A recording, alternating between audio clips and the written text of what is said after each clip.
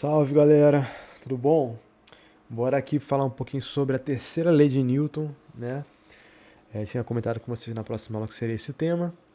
E ela vai dizer o seguinte, né? Eu gosto sempre de começar pela lei e depois a gente vai desenvolvendo a ideia. Deixa eu fechar isso aqui que está no meio da tela. Terceira lei de Newton. Toda vez que um corpo A exerce uma força FA num corpo B, este também exerce em A uma força FB, tal que essas forças. 4 pontinhos, tá, pessoal? Tem o mesmo módulo, ou seja, olha para essa imagem aqui. A gente tem o corpo A, né, e o corpo B.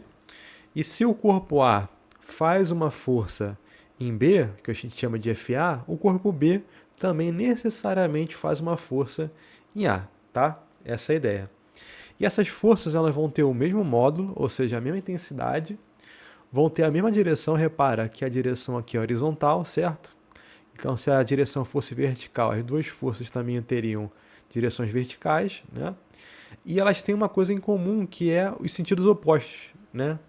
Se FB aqui aponta para a esquerda, FA vai apontar para a direita, né? E vice-versa. Se FA aponta para a direita, FB aponta para a esquerda. E uma coisa interessante também é que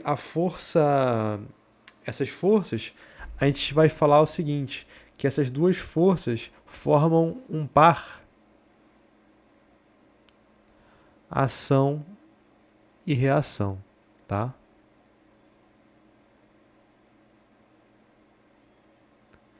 Certo? Por que um par ação e reação? Porque quando existe uma, vai existir outra. Se um corpo aplica uma força em um outro corpo, o outro corpo necessariamente vai aplicar uma força no outro. É sempre um par, né?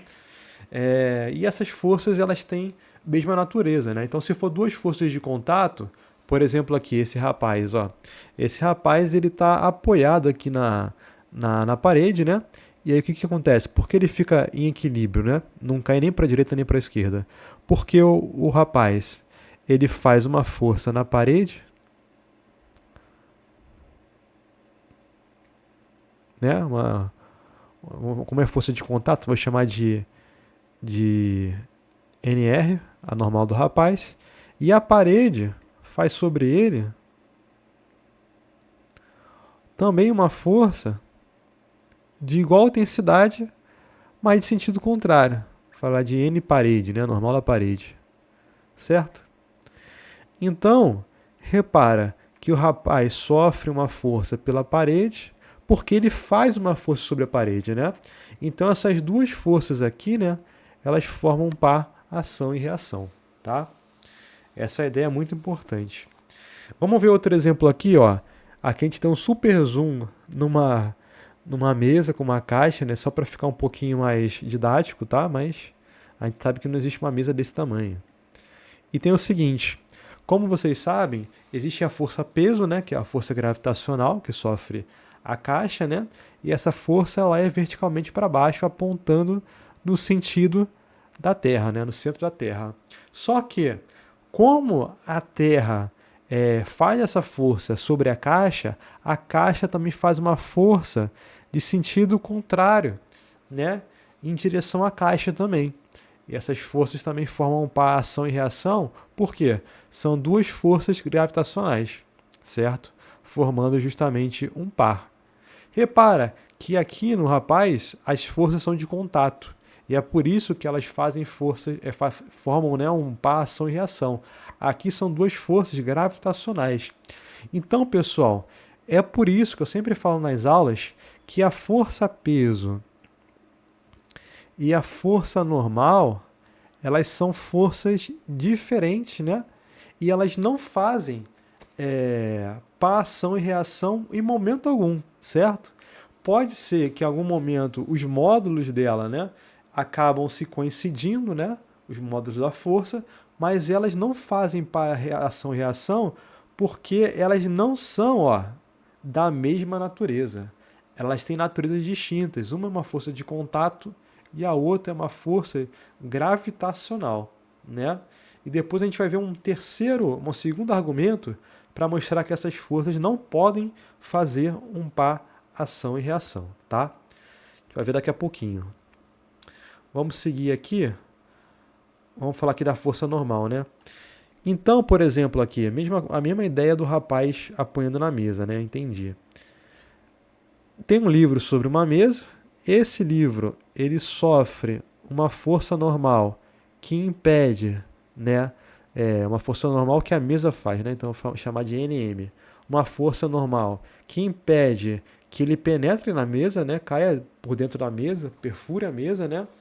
E por outro lado, a mesa ela sofre uma força normal devido à interação com esse livro, né? Formando um par ação e reação, certo? Beleza? Então aqui a gente também tem essa relação da terceira lei de Newton, né? E aqui também tem nessa mesa nessa mesa não, nesse livro a força-peso, né? E o par ação-reação dessa força-peso vai estar lá na Terra, né? E a mesa ela também tem a força-peso aqui, né, dela. Deixa eu fazer um pouquinho maior. Deixa eu para diferenciar, trocar de cor também, para não ficar confuso. E a mesa também sofre uma força-peso, né? Que também, essa força-peso, forma um par ação e reação com a Terra, tá? Não tem nenhum elemento aqui de forças gravitacionais, né, que a gente consegue ver o par ação e reação ao mesmo tempo, né? Aí você se pergunta, professor, se a mesa sofre uma força normal do livro para baixo e sofre também uma força-peso também para baixo, ela não deveria descer, né, ser acelerada para baixo? Deveria. Só que há uma terceira força normal, né, que a mesa sofre devido ao contato com o chão. E essa força normal impede que a mesa também penetre no chão, igual a força normal que a mesa faz sobre o livro, certo? E essa normal se chama normal que o chão faz sobre a mesa, né? E aí, de fato, a gente vai ver que para esse sistema estar em equilíbrio, a normal que a mesa sofre tem que ser igual ao peso mais a normal que a mesa sofre do livro, né? Chamar trocar aqui os nomes, que eu coloquei dois iguais. Normal que sofre do livro, né? Aqui eu botei NM também, só corrigir.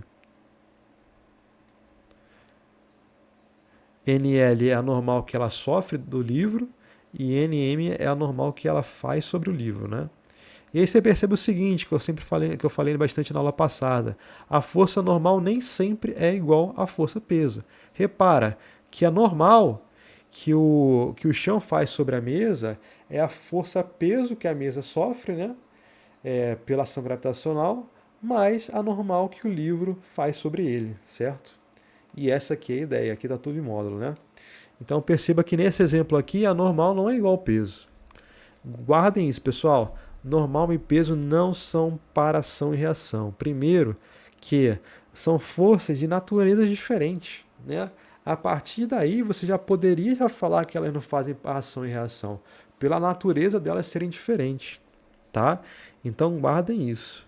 Às vezes, os módulos vão ser iguais, às vezes não, tá? Então, tomem cuidado com isso. Então, vamos seguir aqui. E aí tem uma seguinte pergunta: se as forças são iguais e opostas, por que elas não se anulam, né? Pensa comigo, se você tem uma força que aponta em sentidos opostos, mas tem a mesma intensidade, né? São iguais aqui em módulo, né? Intensidade, iguais em módulo. Vamos botar isso aqui. Se as forças são iguais em módulos e sentidos opostos, por que então essas forças não se anulam, né? Pela terceira lei de Newton, a gente ignora totalmente a terceira lei de Newton porque ela parece ser inútil, né? A ideia é o seguinte, que a gente deve analisar sempre o sistema que você está estudando. Então, por exemplo, se eu tenho aqui um corpo A e aqui eu tenho um corpo B, certo? E aí o corpo B faz uma força sobre o corpo A, chamar de FB. E, portanto, pela terceira lei de Newton, o corpo B sofre uma força pelo corpo A. E como elas formam par ação e reação, essas forças são iguais, né, em módulo, mas opostas. Só que repara o seguinte, pessoal, a força que o corpo B faz no corpo A não está no corpo B, mas só no corpo A. E a força que o corpo B sofre do corpo A não está no A, apenas em B. E é por isso que as forças elas não se anulam. Elas não se anulam porque o par ação e reação, o par ação e reação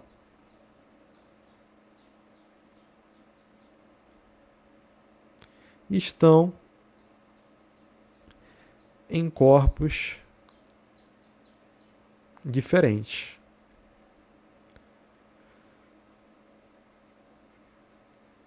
Então perceba o seguinte, aqui no corpo A, repare até que ela não se anula, por quê? Aqui no corpo A, a única força que a gente tem no corpo A é FB. Então no corpo A, pela segunda lei de Newton, a aceleração que ele sofre é justamente FB vezes a massa de A vezes a aceleração de A, certo?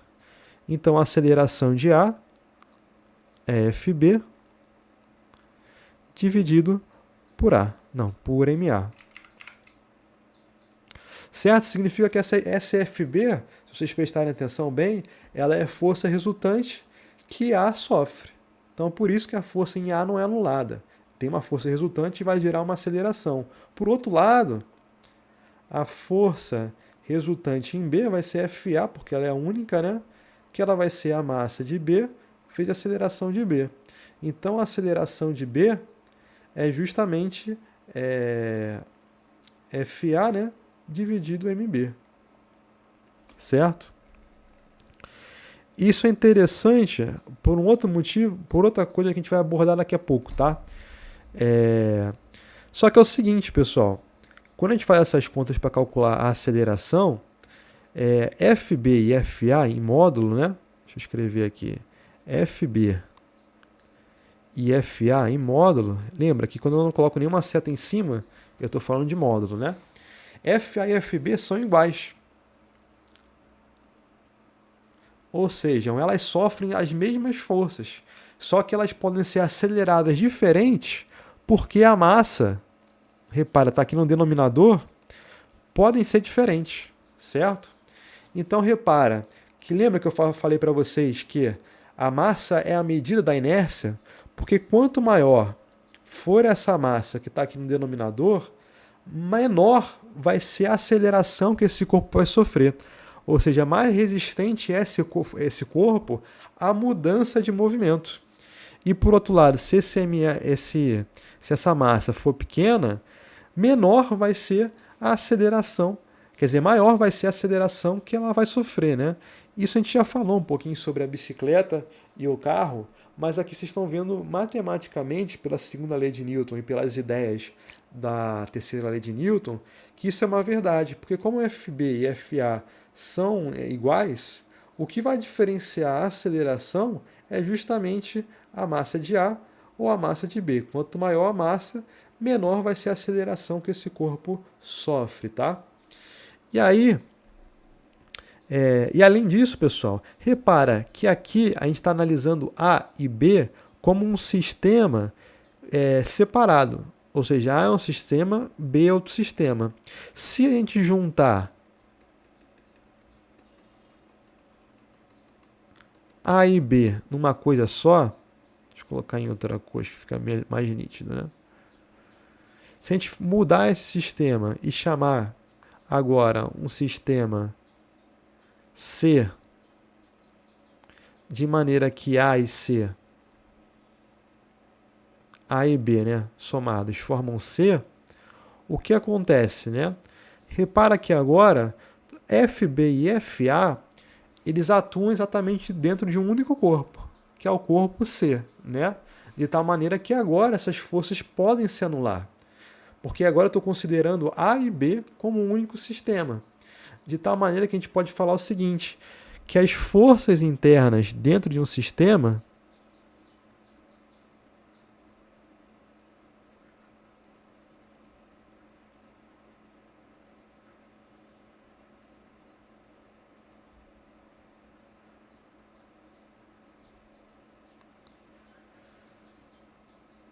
se anulam, tá?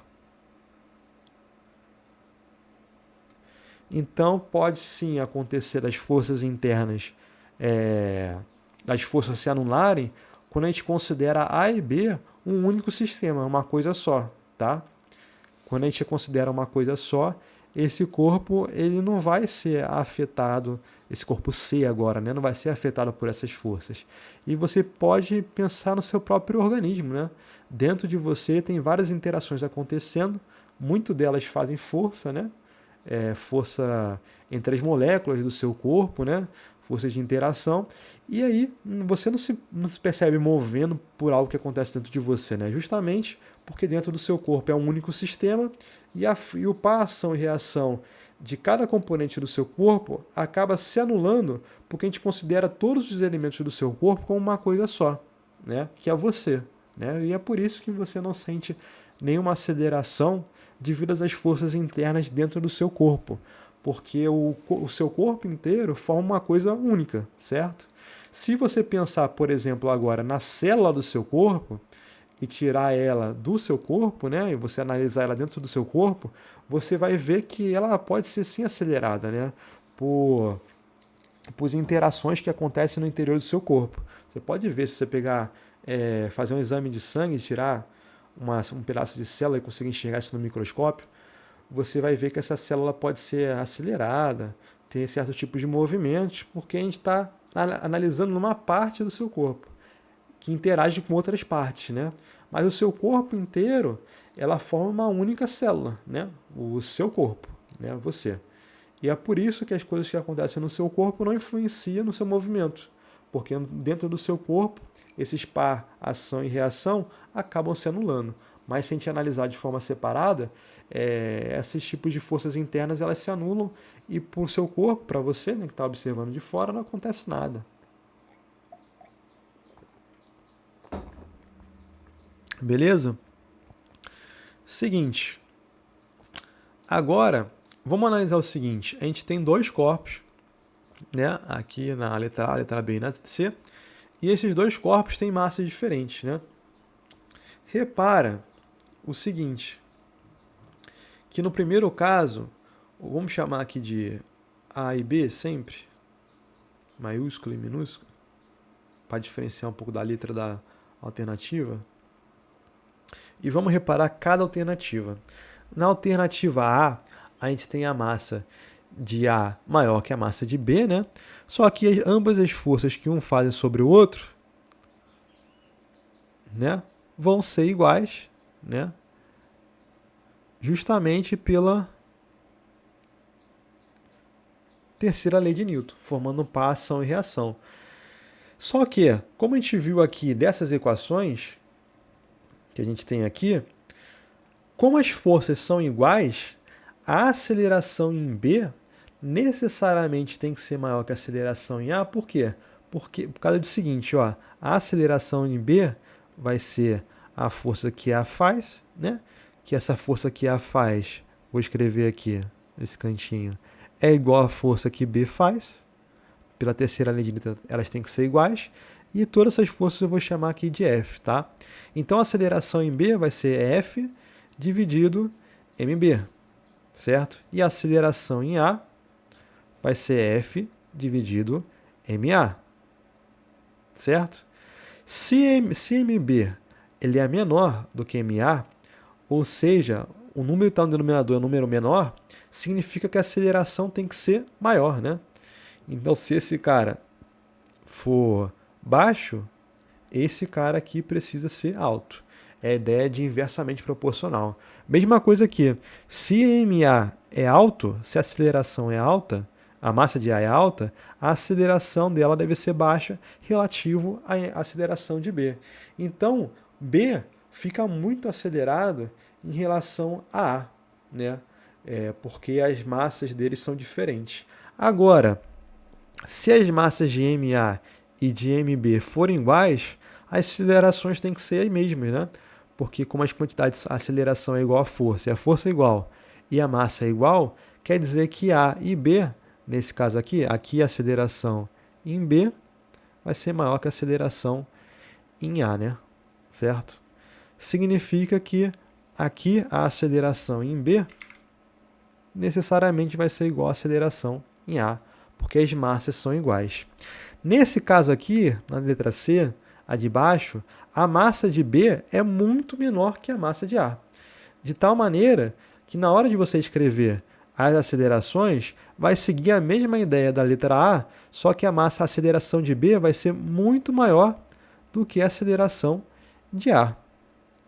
De tal maneira que a gente pode pensar, por exemplo, na Terra, né? E você na Terra. Porque, por exemplo, imagine que você na Terra seja B e a Terra é A. A força que a Terra faz sobre você, gravitacional, você também faz sobre ela.